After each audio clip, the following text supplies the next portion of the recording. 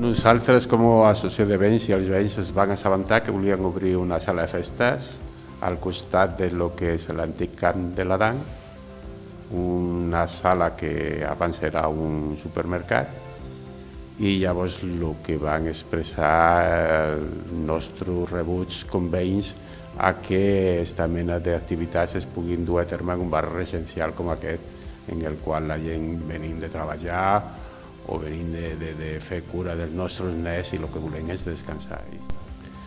N'hi havia com algo així com un assabentat d'obra, que era per dir, bueno, comença a fer unes petites obres, però degut a la nostra pressió, la del veïnat, l'Ajuntament ha pres cartes en l'assumpte i ha decidit que necessita una llicència d'obres de dalt a baix amb totes les implicacions que té de bombers, equip tècnic, etc. Llavors ara està que sol·licitin la llicència d'obres, que avui no l'han fet, doncs està aturada tot el que és la reforma del local.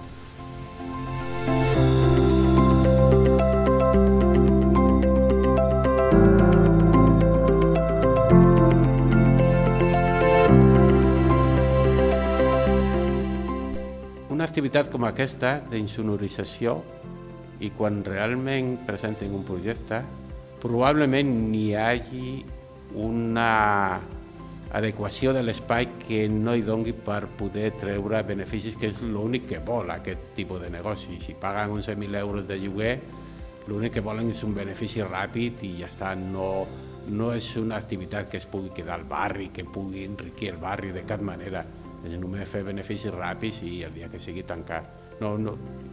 Tenim esperances que no sigui així.